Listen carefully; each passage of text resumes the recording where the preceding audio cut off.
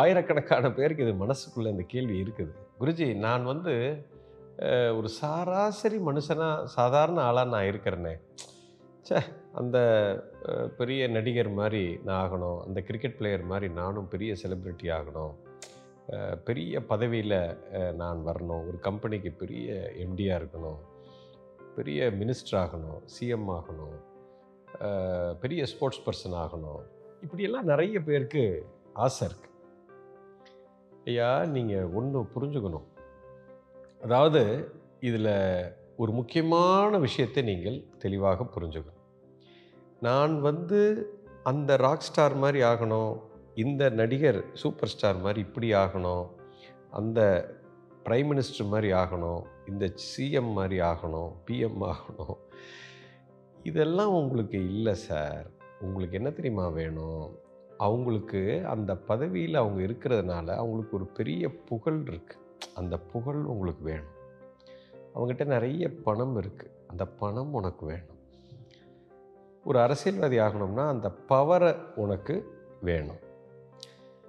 இப்போ இந்த புகழ் இருக்குது, பவர் இருக்குது, பணம் இருக்குது, இதெல்லாம் தான் உங்களுக்கு வேணும். உங்கள் ஆசையெல்லாம் அதில் தான் இருக்குது. அப்போ நீங்கள் என்ன நினைக்கிறீங்க? ஓ, அவருக்கு அது இருக்குல்ல, ஸோ அவரை மாதிரி நான் ஆகணும்ன்ட்டு நினைக்கிறீங்க. இப்போ அவர் என்னெல்லாம் செஞ்சாரோ அதை செய்யவும் நீங்கள் முற்படுறீங்க. இதுதாங்க பெரிய பைத்தியக்காரத்தனம். ஃபஸ்ட்டு நீங்கள் எந்த புகழ், பேர், பணம் இதெல்லாம் எதையும் தேட தேவையே இல்லை. அந்த பெரிய ஆளானவங்க யாருமே அதை தேடி அவங்க போகவே இல்லை. நல்லா புரிஞ்சுக்குங்க. ஆனால் அவங்க எப்படி பெரிய ஆள் ஆனாங்க, எப்படி இதெல்லாம் வந்துச்சு அப்படின்னா ரொம்ப சிம்பிளுங்க. அவங்களா இருந்தாங்க. அவங்க இன்னொருத்தர் மாதிரி ஆகணும்னு அவங்க ஒருபோதும் நினச்சதில்லை. அதுதாங்க மிகப்பெரிய ஒரு உண்மை. இந்த ஒரு உண்மை உங்களுக்கு புரிஞ்சிருச்சு அப்படின்னா நீங்கள் பெரிய ஆள் ஆகிடுவீங்க. அதாவது உங்களுக்கு புரிகிற மாதிரி சொல்லணுன்னா, நீங்கள் இன்னொருத்தர் மாதிரி ஆகணும்னு நினைக்காதீங்க. நீங்களாக இருக்கணும். உங்களுக்குன்னு ஒரு இயல்பு இருக்குது. ஃபஸ்ட்டு அந்த இயல்புக்குள்ளே வரணும். அதை வந்து ஆயிரக்கணக்கான இந்த சமுதாயத்தில் வாழக்கூடியவங்க எல்லாம் ஆர்டினரி பீப்புளாக ஏன் நம்ம இருக்கிறாங்க அப்படின்னா, அவங்க யாருமே அவங்களாக இருக்கிறது இல்லை. இன்னொருத்தர் மாதிரி ஆகணும்னு நினைக்கிறதுனால தான் உங்களுடைய உண்மையான அந்த சொரூபத்தை நீ இழந்து விட்டாய். கடவுள் நம்மளை படைச்சிருக்காரு. என்னை ஏன் இப்படி படைச்சிருக்காரு? நான் வந்து அவரை மாதிரி ஆகணும்னு பார்க்குறேன். ஓகே, நான் அவரை மாதிரி ஆகணும்னு பார்த்தா கடவுள் என்னை அவராகவே படைச்சிருக்கலாமே. ஏன் என்னை இப்படி படைச்சிருக்கார்? இப்படி படைக்க வேண்டிய அவசியம் இல்லை. ஆனால் இப்படி படைச்சிருக்காருன்னா அதுக்கு ஒரு காரணம் இருக்குது. எனக்குன்னு ஒரு உண்மை உள்ளுக்குள்ளே உட்கார்ந்துருக்கு. எனக்குன்னு ஒரு திறமை இருக்கிறது. அந்த திறனை நான் வளர்க்க வேண்டும். ஃபஸ்ட்டு பாயிண்ட் அதுதான். எனக்குன்னு ஒரு யூனிக்னஸ் இருக்குது. இந்த அண்ட சராசரத்தில் 85 லட்சம் உயிரினங்கள் இருக்குதுங்க. வேறு வேறு மனித பிறவி மட்டும் இல்லை, புழு பூச்சியிலேருந்து, பறவைகள்லேருந்து, மிருகத்திலிருந்து, மரம் செடி கொடி தாவரங்கள்லேருந்து எத்தனையோ உயிர்கள் இங்கே வாழ்ந்து கொண்டு இருக்குது. இந்த 85 லட்சம் உயிரினங்களும் தனித்தன்மையான ஒரு படைப்பு. அப்படித்தான் இறைவன் படைத்திருக்கிறான். மனுஷ இனமும் அப்படித்தான். ஒன்று மாதிரி இன்னொன்று இருக்காது. எல்லாம் வேறு வேறு மாதிரி இருக்கும். பாருங்கள், ஒரு வேப்ப மரம் எடுத்தீங்கன்னா ஒரு 10 வேப்ப மரம் இங்கே இருக்கும். 10 விதமாக இருக்கும். ஏன் ஒரு வேப்ப மரத்தில் ஆயிரக்கணக்கான இலைகள் இருக்கும். ஒரே மாதிரி இருக்காது. என்ன படைப்பு பாருங்கள்.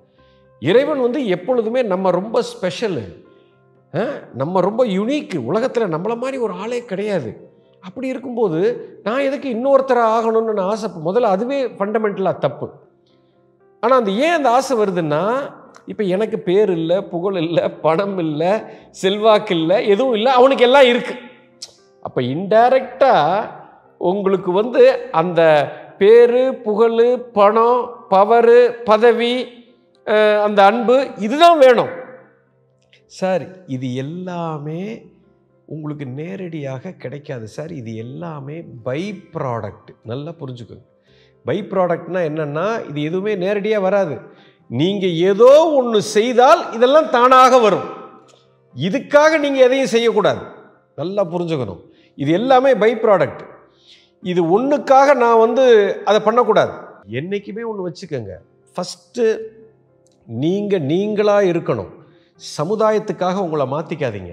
4 பேர் என்னைய புகழ்ந்து பேசணும், 4 பேர் என்னைய பணக்காரன்னு சொல்லணும், 4 பேர் நான் சக்ஸஸ் ஆயிட்டேன் அப்படின்னு சொல்கிறதுக்காக நீங்கள் ஒரு வேலை செய்யக்கூடாது. உங்களுக்குன்னு ஒரு யுனிக்னஸ் இருக்கும். கடவுள் நமக்கு கொடுத்துருக்கிற வரம். நீங்களாக இருக்கணும். ஒருத்தரை பார்த்து நான் இன்ஸ்பிரேஷன் வச்சுக்கலாம், ஆனால் அவரை மாதிரியே நீங்கள் ஆகணும்னு நினைக்கக்கூடாது, தோற்று போயிடுவீங்க. இவன்ட்ட எதுக்கு சார் ஆகணும்? நீங்களே ஆல்ரெடி விஐபி தான், அதை நீங்கள் மறந்துட்டீங்க. ஆனால் உங்களுக்கு அந்த நம்பிக்கையும் வரமாட்டேங்குது. ஏன்னா ரிசல்ட்டை இன்றைக்கே எதிர்பார்க்குறீங்க. முதல்ல ரிசல்ட்டை எதிர்பார்க்குறதே தப்பு. ப்ராசஸில் தான் நீங்கள் கவனமாக இருக்கணும். ஒரு மாங்கொட்டையை இன்றைக்கி நான் மண்ணில் போட்டேன் அப்படின்னா இன்றைக்கே அது காயாக மாறாதுங்க. அது கீழே போய் செடி வளர்ந்து தண்ணி ஊற்றி உரம் போட்டு சூரிய ஒளியை கொண்டு வந்து காற்றை கொண்டு வந்து அது ஒரு 6-7 வருஷம் ஆகும். அதுக்கப்புறம் தான் காயை கண்ணில் பார்க்க முடியும். அதுக்கப்புறம் அந்த மரத்தை வச்சு ஒரு தோப்பே உருவாக்கலாம், ஒரு காடே உருவாக்கலாம். ஆனால் ஆரம்பிக்கும் போது முதல்ல விதையாகத்தான் இருக்கும். அதே போல் நீங்களாக என்றைக்கு உங்களை பார்க்குறீங்களோ உங்களுடைய விதை என்னங்கிறது உங்களுக்கு தெரிஞ்சிடும். அதை கொஞ்சம் கொஞ்சமாக நீங்கள் வளர்க்க ஆரம்பித்து அது விஸ்வரூபம் எடுக்கிறதுக்கு டைம் எடுக்கும். அதுக்கு பொறுமையாக இருக்கணும். பேர் புகழ் பின்னாடி போகாதீங்க. நீங்களாக இருக்க பாருங்கள். அது எந்த துறையாக இருந்தாலும் பேர் புகழ் பணம் பதவி பவர் இதெல்லாம் தானாக உங்களுக்கு வரும். இதை தேடி என்றைக்குமே போகாதீங்க. இது எல்லாமே பை ப்ராடக்ட். மெயின் ப்ராடக்டை பாருங்கள். நீங்கள் தான் மெயின் ப்ராடக்ட். ஓகே, இதுக்குள்ளே ஒரு வேல்யூ இருக்குது. அந்த வேல்யூ என்னன்னு பாருங்கள். அதுதான் பொக்கிஷம். அந்த பொக்கிஷத்தை கண்டுபிடிச்சிட்டிங்க, அதை உலகத்துக்கு நீங்கள் கொடுத்தீங்கன்னா உலகம் இதெல்லாம் உங்களுக்கு திருப்பி கொடுக்கும். You understand? அதை விட்டுவிட்டு நான் அதுக்காக இவனை போடுறது, அவன் பின்னாடி போகிறது, இவன் பின்னாடி போகிறது, அது எல்லாத்தையும் தூக்கி குப்பையில் போட்டுட்டு உங்களையே நீங்கள் பாருங்கள். சமுதாயத்துக்காக முதல்ல வாழாதீங்க, உங்களுக்காக வாழ ஆரம்பிங்க. இந்த குப்பையெல்லாம் தூக்கி கீழே போட்டுட்டு உங்களையே பாருங்கள். கடவுள் நமக்கு ஒரு பெரிய பொக்கிஷத்தை கொடுத்துருக்கிறார். அதை கண்டுபிடிச்சிட்டிங்க, அதை செயலாக மாற்றினீங்கன்னா நீங்கள் கேட்குற எல்லாமே வரும். நீங்களே ஒரு பெரிய ராக் ஸ்டாராக மாறிடுவீங்க. ஒரு நடிகராகலாம், ஒரு தொழில் அதிபராகலாம், அல்லது ஒரு அரசியலில் பெரிய ஆளாகலாம். எந்த துறை நீங்கள் இருந்தாலும் அதில் உச்சத்துக்கு கட்டாயம் அடைய முடியும். அதைத்தான் கற்றுக் கொடுக்குறோம்.